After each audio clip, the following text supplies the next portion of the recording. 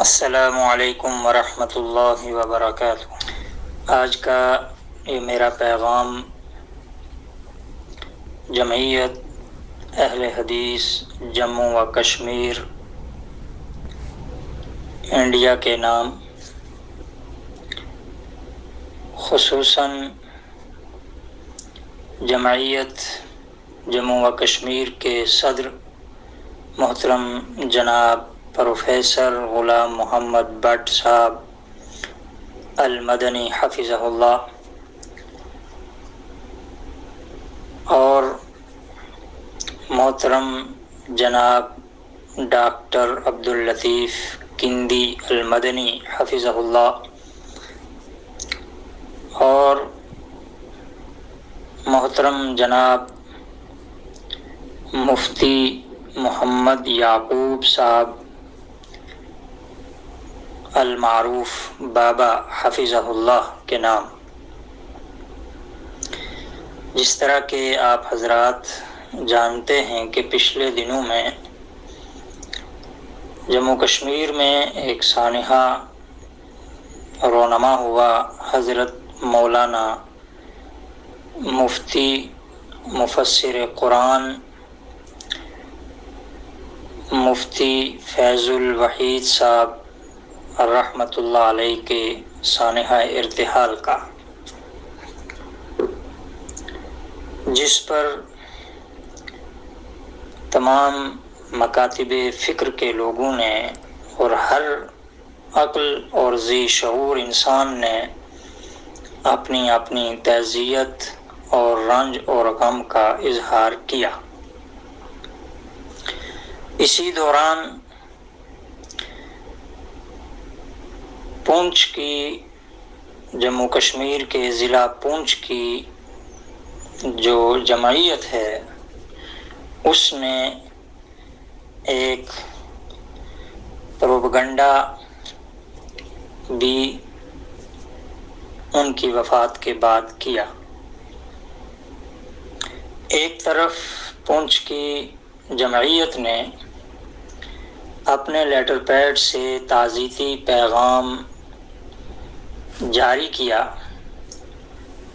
جس کو ہمارے مکتبہ فکر میں الحمدللہ بڑا سراہا گیا اور اس کو قبول کیا گیا، اور ایک اچھی سوچ سامنے آئی۔ لیکن اس تعزیتی پیغام کے چند منٹ بعد ہی، چند گھنٹے بعد ہی وہاں کے جمعیت کے ایک فعال شخص نے حضرت مفتی فیض الوحید صاحب رحمہ اللہ کے خلاف اپنی گندی زبان کا استعمال کیا، جو وائس کی شکل میں آپ حضرات کی خدمت میں حاضر ہیں۔ آپ خود اس کو سماعت فرمائیں۔ السلام علیکم ورحمۃ اللہ وبرکاتہ۔ یہ جمعیت کا لیٹر پیڈ پہ ویسے گستاخی کی ہے جنہوں نے یہ جمعیت کے لیٹر پیڈ کو بدنام کیا، ایک جو اللہ کے ساتھ شرک کرنے والا، نبی اکرم صلی اللہ علیہ وسلم کی شریعت میں بدعات کو داخل کرنے والا، فضائل مال گوجری میں ترجمہ کر کے دنیا میں شرک پھیلانے والا شخص اگر وہ مر جائے تو اس کے لیے پوری جماعت کی طرف سے مہربانی کر کے یہ بہت غلط کیا کسی نے، چاہے وہ ہمارے سے بہت بڑا ایک عالم کیوں نہ عام آدمی ہے جماعت کے بیچ میں، لیکن یہ بہت بڑی بری بات ہے کہ جماعت کے لیٹر پیڈ میں چھاپ کے ایک مشرک کے لیے دعا اور تعزیتی الفاظ کیا قرآن کی خدمت کی، کیا قرآن کا حق ادا کیا انہوں نے؟ یہ وہ بتائیں مجھے کون سا قرآن کا حق ادا کیا انہوں نے؟ قرآن میں کہیں کہا کہ اللہ تعالیٰ نے کہ شرک کرنا میرے ساتھ، اور اللہ تعالیٰ نے یہ کہا کہ کسی بدعتی کو پناہ دینے کے لیے اللہ کے رسول اللہ صلی اللہ علیہ وسلم نے کیا کیا الفاظ کیے؟ مسلم شریف کی ایک حدیث ہے، لعنت تمام جہانوں کی لعنت اس شخص پہ جو بدعتی کو پناہ دے۔ اتنی اس کے لیے تو بدعتی کے لیے کیا ہوگا؟ کتنی بری بات ہے کہ جماعت کا لیٹر پیڈ لے کے اس کے بیچ میں وہ پوری جماعت کی طرف سے تعزیتی الفاظ کے مغفرت کریں. اور یہ قرآن کی آیت سورہ توبہ آیت نمبر 13، اس کو آپ کیا کہیں گے بتائیں مجھے آپ. اور سارے بول رہے آمین آمین، اللہ مغفرت کرے، اللہ مغفرت کرے، آمین. گوجری میں اتنا متصب انسان، گوجری میں فضائل مال کا ترجمہ کر کے پوری، میرے خیال میں سعودی میں بھی جا کے اس نے وہ بانٹی ہوئی، پاکستان میں بھی بانٹی ہوئی فضائل مال، جن میں گوجری میں ترجمہ کیا اور شرکیہ کام کیا اور شرک پھیلایا سارے علاقے میں. اور ان کے لیے مغفرت کی دعائیں ہمارے بڑے بڑے عالم کریں، بڑے افسوس کی بات ہے اور دکھ کی بات ہے، اللہ کی قسم. اور کچھ ہمارے حضرات اس میں آمین آمین آمین کہیں، یہ اس سے بڑھ کے بری بات کوئی نہیں ہوگی. میری بات کڑوی ہے، اس میں عالم حضرات بھی ہے، برا لگے گا، لیکن مغفرت کی دعا صرف مومن کے لیے ہی ہو سکتی ہے، کسی کے لیے نہیں. اور توحید والے کے لیے ہو سکتی ہے، سنت پہ چلنے والے کے لیے ہو سکتی ہے، بدعتی کے لیے دعا نہیں ہو سکتی، مشرک کے لیے دعا نہیں ہو سکتی. یہ قرآن کی آیت آپ کے سامنے، اس کو دیکھیں آپ، یہ کیا کہہ رہی ہے آیت قرآن کی. اللہ کے لیے پتہ نہیں کیا، مجھے کوئی سمجھ نہیں آ رہی. میں ہم تو اس جماعت میں وہ کہتے تھے نہ کہیں ادھر یہ قومیت ہوگی، نہ ادھر شرک ہوگی، یہاں وہ دیوبندیوں کو بھی برابر. اب کل شیعہ مرے گا اس کی بھی. ابھی کوئی جموں سے بھی جماعت اہل حدیث کے انہوں نے وہ لیٹر بنا کے وہ تعزیتی الفاظ کہیں، 10-20 آدمی اہل حدیث لو لے کے اس کی سمادھی پہ جاؤ اور وہاں جا کے قرآن خوانی کرو، اور کوئی علاج نہیں ہے. اللہ کے لیے کوئی کیا کہہ سکیں، اتنا غصہ آ رہا، اتنا وہ کرا کہ خود وہ ہو رہا ہے. افسوس، صد افسوس. یہ آپ حضرات نے سماعت فرمایا، اور مجھے امید ہے کہ یہ سماعت کرنے کے بعد آپ کو اندازہ ہو گیا ہوگا کہ کس طرح کی زبان استعمال کی گئی حضرت مفتی صاحب رحمۃ اللہ علیہ کے خلاف. جب یہ بکواس اس نے اس جمعیت کے گروپ میں کی تو ہم نے صبر کیا، یہ سوچ کر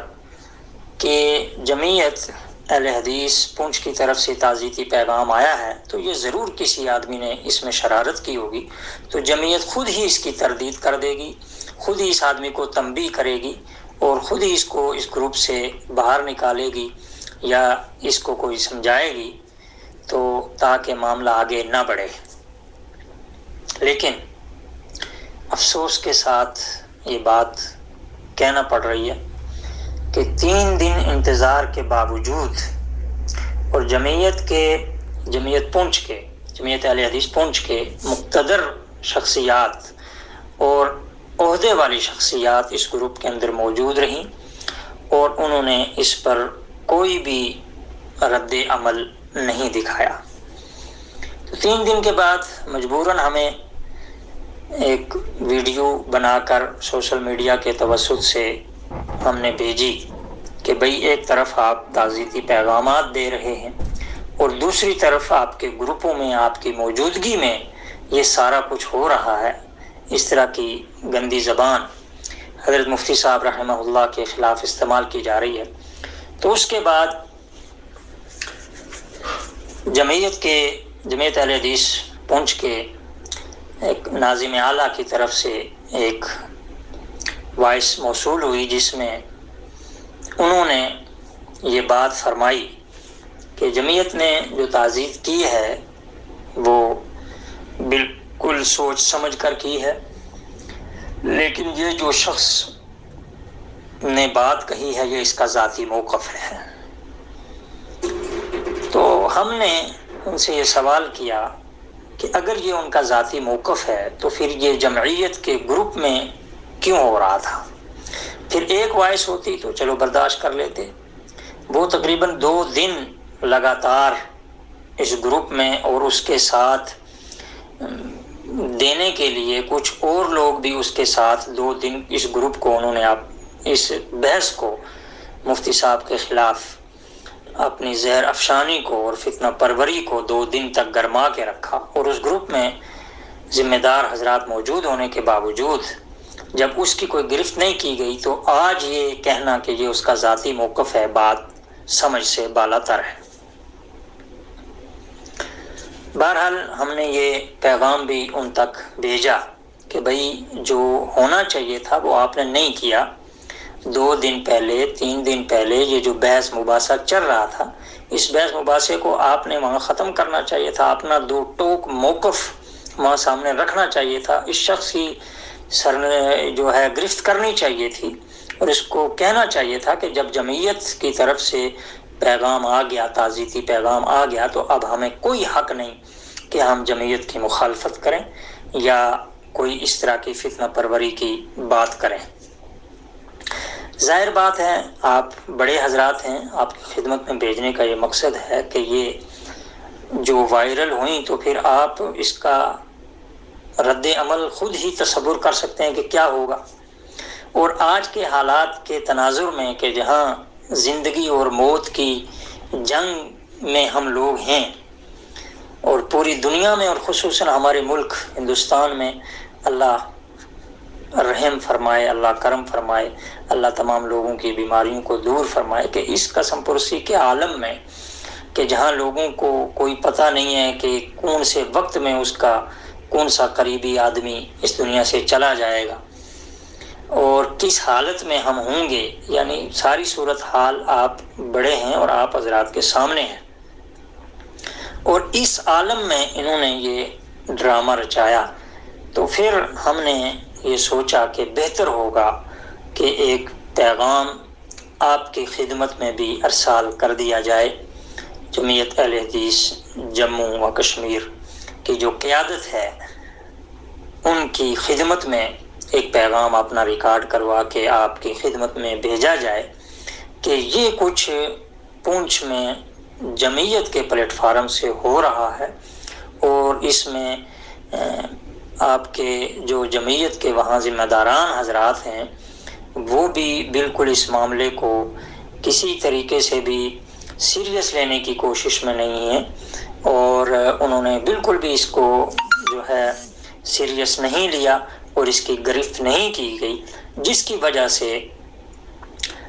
جو ہمارے مکتبہ فکر کے عوام ہیں، مفتی صاحب کے متعلقین ہیں، محبین ہیں، ان کے شاگرد ہیں، سب کی دل آزاری ہوئی ہے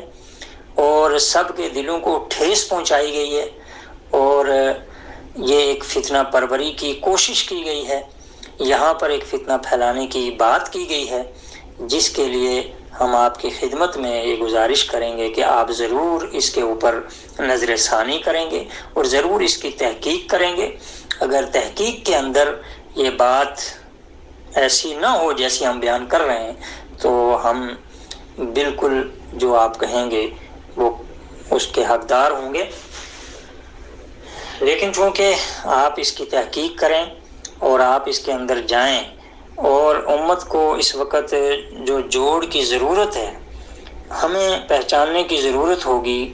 کہ اس وقت میں وہ کون افراد ہیں کہ جو امت کے اندر توڑ کی باتیں کر رہے ہیں، فتنہ پروری کی باتیں کر رہے ہیں اور شر پھیلانے کی باتیں کر رہے ہیں، اور ایک دوسرے کے جذبات کو ٹھیس پہنچانے کی بات کر رہے ہیں، جس سے حالات جو پہلے ہی بے قابو ہیں وہ اور بے قابو کرنے کی کوشش کر رہے ہیں۔ اس لیے ہم نے مناسب سمجھا کہ یہ پیغام آپ کی خدمت میں دیا جائے۔ ضروری ہے کہ آپ 3 حضرات کوئی کمیٹی بنائیں، آپ قائد ہیں تو کوئی کمیٹی بنائیں، اس کو پونچھ روانہ کریں، یا آپ خود جائیں یا خود اس کی تحقیق کریں، اور پونچھ کی جو جمعیت اہل حدیث ہے اس کو ایک طریقے سے منظم کریں، جس طرح الحمدللہ آپ حضرات کشمیر میں منظم ہیں اور علاقوں میں منظم ہیں، اس طرح پونچھ کی جمعیت کو بھی منظم کریں، اور ان کے اندر جو فتنہ پرور لوگ ہیں، جو شر پھیلانے کی بات کرتے ہیں، جو ایک دوسرے کے جذبات کو ٹھیس پہنچانے کی بات کرتے ہیں، اور خصوصاً ایسے موقع پر کہ جو اتنا بڑا سانحہ ارتحال کہ جس میں ہر عقل مند، وہ مسلمان ہے یا غیر مسلم ہے، ہر ذی شعور انسان ایک دکھ کی گھڑی میں پہنچ گیا، تو اس دور میں اور اس حالات میں آ کر اس طرح کی باتیں کرنا اور شرانگیزی پھیلانا یہ بالکل بھی مناسب نہیں ہوگا۔ اگر اس کا رد عمل جس طرح انہوں نے کیا اس طرح ہماری طرف سے بھی ہو کہ ہم بھی سامنے آ جائیں اور اسی طرح گروپوں میں سوشل میڈیا کے اوپر آپ کے اکابرین کو، آپ کے بڑوں کو اسی طرح کی گالیاں، اسی طرح کی گندی زبان کا استعمال کریں تو پھر آپ بخوبی اندازہ لگا سکتے ہیں کہ اس کا نتیجہ کیا ہوگا۔ زیادہ سے زیادہ یہی کہ وہ ہمارے اکابرین کو گالیاں دیں گے، ان کی پگڑیاں اچھالیں گے